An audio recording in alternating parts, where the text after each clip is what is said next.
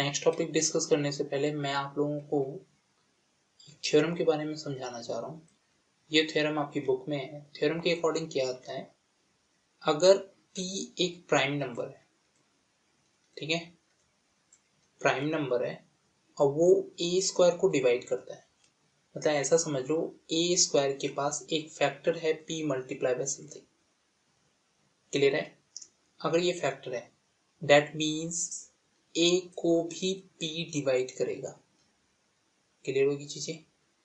अगर p हमारा एक प्राइम नंबर है और वो a स्क्वायर को डिवाइड कर रहा है, कहने मतलब क्या है, वह a को भी डिवाइड करेगा। पहला टॉपिक क्लियर हो गया। दूसरा, आपने रैशनल नंबर्स को दो पार्ट में डिवाइड किया था ना, रियल और इमेजिनरी।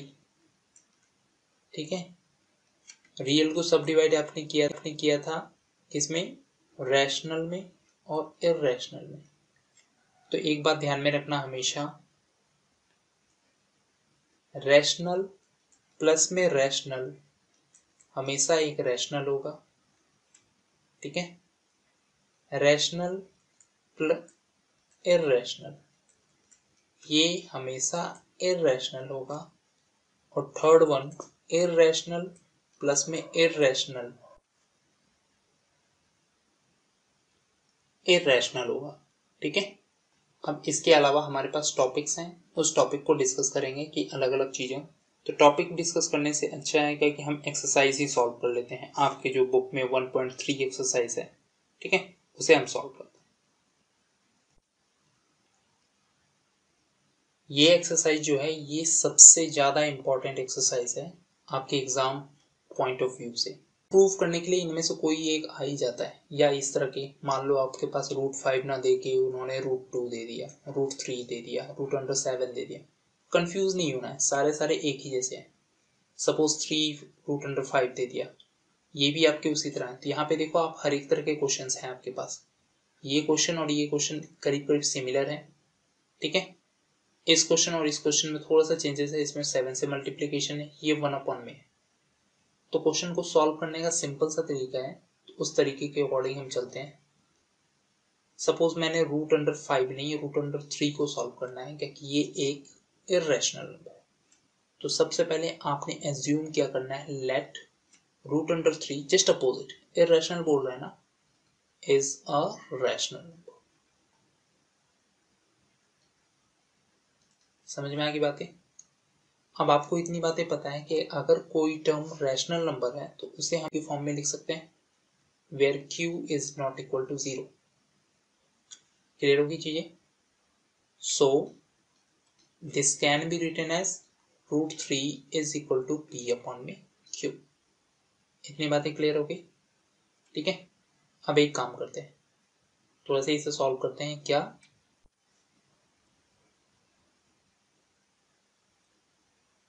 सॉल्व क्या करना है, बेसिकली आपने क्रॉस मल्टीप्लीकेशन करना है। क्रॉस मल्टीप्लीकेशन में क्या हो जाएगा, √3q is equal to p, squaring on both side. Confuse मत होना, सारे स्टेप्स ना सिमिलर हैं। जब आप स्क्वायरिंग ऑन बोथ साइड करोगे तो क्या हो जाएगा आपके पास, 3q² is equal to p²। इतनी तो बातें क्लियर हो गई। अब देखो यहाँ पे ये पर्टिकुलर चीज एक प्रोडक्ट के रूप में है। कहने मतलब क्या है, 3 multiply by q² is equal to p², है ना आपके पास। ये एक प्रोडक्ट के फॉर्म में। तो अगर ये प्रोडक्ट के फॉर्म में है तो हम आसानी से इसे, जो हमारा सॉल्व करने का तरीका था, हम उसे सॉल्व करने के तरीके के अकॉर्डिंग चलेंगे, अगर ये प्रोडक्ट के फॉर्म में है तो। मैंने आपको थोड़ी देर पहले बताया था, उसके अकॉर्डिंग क्या समझाया था, अगर a किसी p² का एक फैक्टर है, दैट मीन्स a p का भी फैक्टर होगा।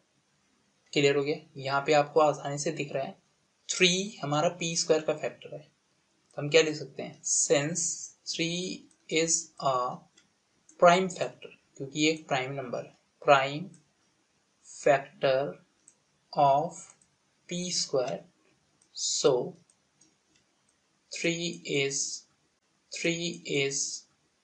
also a prime factor of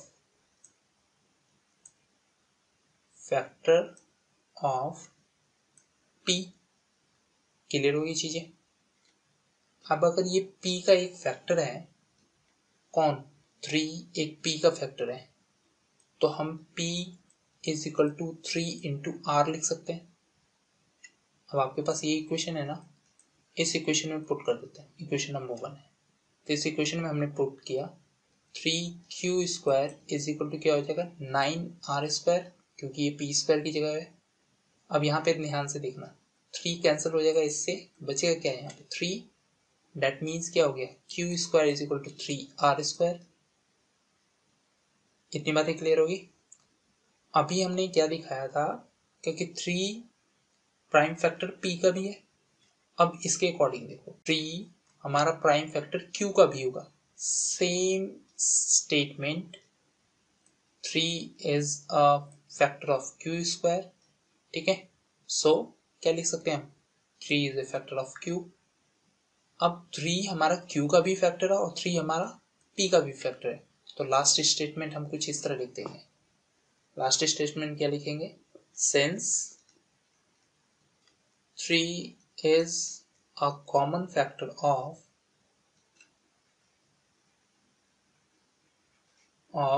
p and q both, है ना। अगर 3 एक कॉमन फैक्टर है p और q का, बोथ का, accept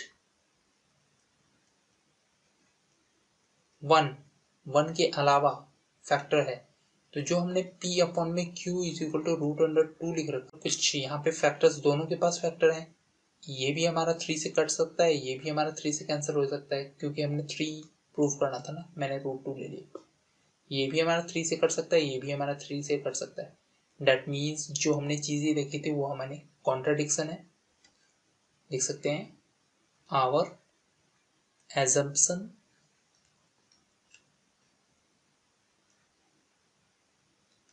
is wrong, so √3 is a irrational number।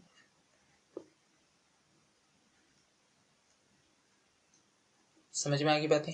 Solve करने का तरीका, अब सॉल्व करने के तरीके के अकॉर्डिंग चलो, उसी के अकॉर्डिंग सॉल्व करो।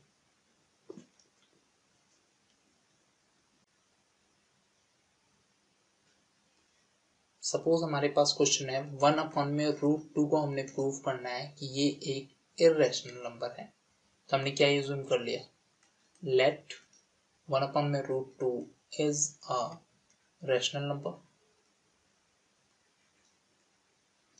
अब क्या करेंगे, रैशनल नंबर है तो हम इसे रिप्रेजेंट कर सकते हैं p अपॉन में q के फॉर्म में, वेयर, ठीक है, 1 के अलावा कोई इसके पास कॉमन फैक्टर नहीं है। हमारा ये एजम्पशन है। अब क्या करेंगे, हम जस्ट इसको रिवर्स कर देते हैं। रिवर्स करने का मतलब क्या हो गया, ये √2 इक्वल टू q अपॉन में p हो गया। अब आपका सेम सिनेरियो बन गया √3 की तरह। तो मैं इसमें स्टेटमेंट नहीं लिखता हूँ, डायरेक्टली इसको सॉल्व करता हूँ।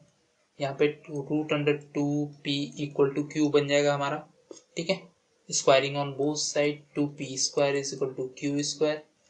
अब यहाँ पे 2 हमारा q स्क्वायर का फैक्टर है, दैट मीन्स 2 हमारा q का भी फैक्टर होगा। तो q can be written as 2 into r लिख सकते हैं। अब इस पर्टिकुलर वैल्यू को यहाँ पे हमने सब्सटीट्यूट कर दिया, क्या हो जाएगा 2p square is equal to 4r²। 2 से ये कैंसिल हो गया 2 टाइम्स में, तो हमारे स्टेटमेंट कुछ ऐसा बन गया, क्या, p square is equal to 2r²।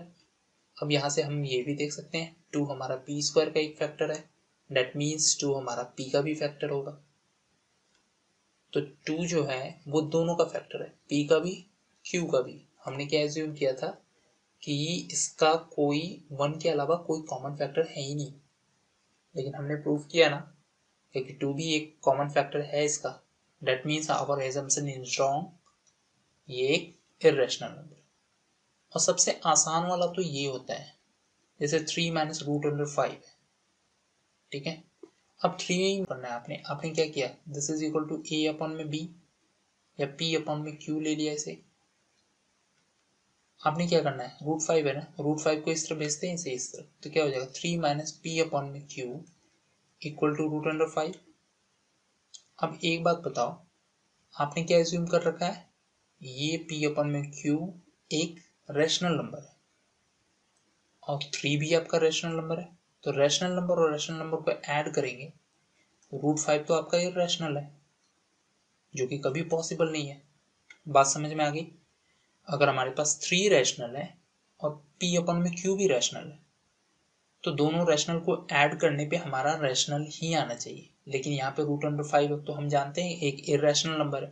That means our assumption is wrong, हमारा एजम्पशन रॉन्ग है, तो 3 माइनस √5 एक इरैशनल नंबर। बात समझ में आ गई क्वेश्चन, बात समझ में आ गई क्वेश्चन, ठीक है। कितना आसान है, देखो इतना इसमें पी स्क्वायर क्यू स्क्वायर नहीं करना पड़ा, इसमें डायरेक्टली आपने क्या करना पड़ा, एक रैशनल दिखाना पड़ा और उसके अकॉर्डिंग आपने दिखा दिया कि ये एक इरैशनल नंबर है, क्योंकि आप पहले से एज्यूम करते हैं। हाँ, अगर उसने ये नहीं दे रखा है तो आपने ये वाला भी टास्क कंप्लीट करना पड़ेगा, मतलब इतना तक आने के बाद आपको √5 प्रूव करना पड़ेगा कि ये एक इरैशनल नंबर है, तब जाके आप बताओगे कि दो रैशनल नंबर का सम एक इरैशनल नंबर के इक्वल नहीं होता है। इसी तरह अगर मैं करता हूँ 7√5, कोई दिक्कत नहीं है, आपने क्या एज्यूम किया, पी अपन में क्यू, तो एक काम करो 7 को इस तरफ भेजो, तो √5 इज इक्वल टू पी अपन में Q, squaring on both side आपने किया नॉर्मली, ठीक है। या अगर इसी टर्म को इस तरफ लेके आ गए तो यहाँ पे हो गया 7√5 Q equal to P, squaring on both side किया। अब सेम फैक्टर देना, यहाँ पे 7 भी, एक 7 को मत लेना, यहाँ पे 5 को लेके चलना, 5 आपका फैक्टर पी का भी है, तो आसानी से उसी के अकॉर्डिंग सॉल्व हो जाएगा, जैसे ये लेके चले थे, ये वाला टास्क लेके चले थे ना, उसी तरह ये भी सॉल्व हो जाएगा, कोई दिक्कत तो नहीं है। एक्सरसाइज में कोई प्रॉब्लम हो या इसके अकॉर्डिंग तो आप कमेंट बॉक्स में जरूर कमेंट करना, ताकि मैं आसानी से इसे सॉल्व कर दूँ दोबारा। तो आपके पास इसी तरह के क्वेश्चन है यहाँ पे, √5 को कैसे प्रूव करना है, 3 + 2√5 को 1/√2, 7√5, 6 + √2, इसमें बस कुछ नहीं करना है, आपने √2 को दिखाना है प्रूव करके, उसके अकॉर्डिंग सॉल्व हो जाएगा। कोई अगर दिक्कत हो तो कमेंट बॉक्स में जरूर कमेंट करना, ठीक है। स्टे ट्यून्ड नेक्स्ट वीडियो के लिए। Thank you very much.